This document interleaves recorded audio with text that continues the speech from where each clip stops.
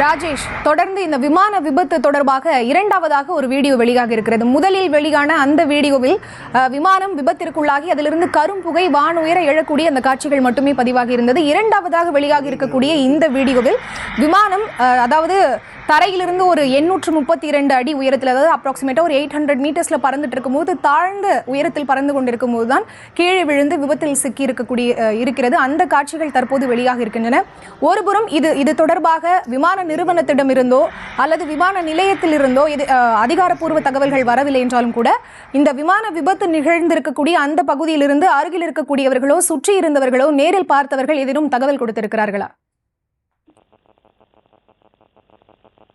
குஜராத் மாநிலம் அகமதாபாத்தில் அந்த பயணிகள் விமானம் விபத்தில் சிக்கி அதில் பலரும் உயிரிழந்ததாக வரக்கூடிய செய்திகள் நாடு முழுவதும் பெரும் சோகத்தை ஏற்படுத்தியிருக்கக்கூடிய நிலையிலே தொடர்ந்து ஏர் இந்தியா நிறுவனத்தின் சார்பில் தற்போது அது எந்த விமானம், அதிலிருந்து எத்தனை பேர் புறப்பட்டார்கள், அந்த விமானம் லண்டனுக்கு புறப்பட்டது உள்ளிட்ட ஒரு சில தகவல்களை மட்டும்தான் தெரிவித்திருக்கிறார்கள். இப்போதைக்கு அத்தனை அதிகாரிகளும் அந்த மீட்பு பணிகளில் தான் ஈடுபட்டிருக்கிறார்கள். அதில் எத்தனை பேர் உயிரோடு மீட்க முடியும், சில பேர் படுகாயங்களோடு உயிருக்கு போராடி கொண்டிருக்கக்கூடிய நிலையில அவர்களை அவசர ஊர்தி வரவழைத்து அவர்களை மருத்துவமனைக்கு விரைவாக அழைத்து செல்லக்கூடிய அந்த பணிகளிலே ஈடுபட்டுக் கொண்டிருக்கிறார்கள்.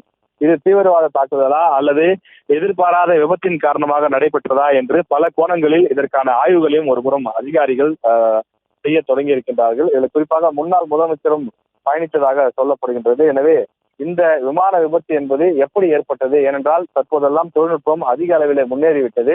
இப்படிப்பட்ட சூழ்நிலையில் இது போன்ற விபத்து நடைபெற்றது எப்படி, அதாவது புறப்பட்ட சில நிமிடங்களிலேயே ஒரு 10 நிமிடத்திற்குள்ளாக இந்த பெரிய விபத்து ஏற்பட்டிருக்கிறது, விமானத்தை தரையிறக்க முடியாமல் போனது ஏன் உள்ளிட்ட பல கோணங்களில் கேள்விகள் முன்வைக்கப்படுகின்றது. குஜராத் மாநிலம் அகமதாபாத்தில் பயணிகள் விமானம் சிக்கியிருக்கக்கூடிய இந்த செய்தி குஜராத் மட்டுமில்லாமல் உலக அளவிலே ஒரு மிகப்பெரிய தாக்கத்தை இது ஏற்படுத்தியிருக்கின்றது. காரணம், அந்த விமானத்தில் பயணித்த 232 பேர் என்று சொல்கின்றார்கள். எனவே அத்தனை பேரும் உயிர் பிடிப்பதே கடினம் என்று சொல்லப்படக்கூடிய சூழ்நிலையில பலரும் உயிருக்கு ஆபத்தான நிலையிலே மீட்கப்பட்டிருக்கிறார்கள். அவர்கள் மருத்துவமனைக்கு அழைத்து செல்லப்படுகிறார்கள். இந்த நிலையில் இது எப்படி ஏற்பட்டது என்பது தொடர்பான அந்த விஷயத்தை தொடர்ந்து செய்து கொண்டிருக்கிறார்கள். ஏர் இந்தியா விமானம் இது என்பது உறுதி செய்யப்பட்டிருக்கக்கூடிய நிலையில அங்கு தற்போதைய நிலைமை என்ன என்பது குறித்தும் ஏர் இந்தியா தரப்பிலே தொடர்ச்சியாக ஆய்வு செய்யப்பட்டு வருகின்றது. தொடர்ந்து அங்கிருந்து வெளியாகக்கூடிய பல்வேறு வீடியோக்கள் மனதை பதவைக்க வைக்கக்கூடிய வகையிலே தான் இருக்கின்றது.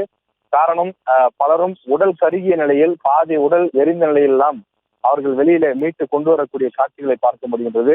அதிகாரிகள், தீயணைப்பு துறையை சார்ந்தவர்கள் மட்டுமில்லாமல் உள்ளூர் மக்களும் களத்தில் இறங்கியிருக்கிறார்கள். அவர்கள் தன்னார்வலர்களாக மாறி அந்த விபத்தில் சிக்கியவர்களை மீட்கக்கூடிய பணிகளிலே அவர்கள் ஈடுபட்டிருக்கிறார்கள். இந்த இடம் பார்ப்பதற்கே ஒரு கரும் புகை சூழ்ந்து இருப்பதனை வீடியோக்கள் மூலமாக பார்க்க முடிகின்றது. விமான விபத்து என்பது தற்காலிகங்களில் தற்போதைய தொழில்நுட்பம் வளர்ந்த சூழல்களில் இது போன்ற விபத்துக்கள் அரிதிலும் அரிதாகத்தான் நடைபெறும். காரணம், அது ஒவ்வொரு விமானத்திலும் ஏற்படக்கூடிய அந்த கோளாறு, தொழில்நுட்ப பிரச்சனை போன்றவையெல்லாம் முன்கூட்டியே கண்டறிவதற்கும், அது அல்லது விமானம் டேக் ஆஃப் ஆகிவிட்டாலும் கூட பாதி வழியிலே ஏதேனும் பிரச்சனை ஏற்பட்டால் பாதுகாப்பாக தரையிறங்குவதற்கும் எத்தனையோ பல வழிகள் இருக்கின்றது. எனவே அப்படி இருக்கும்போது வானத்திலிருந்து கட்டுப்பாட்டை இழந்து தொப்பென்று மேலிருந்து கீழே விழுவது போல எப்படி ஒரு விமானம் கீழே விழுந்திருக்க முடியும்? இது எந்த தவறினால் நடைபெற்றது என்று தொடர்ச்சியாக ஆய்வு செய்து வருகிறார்கள்.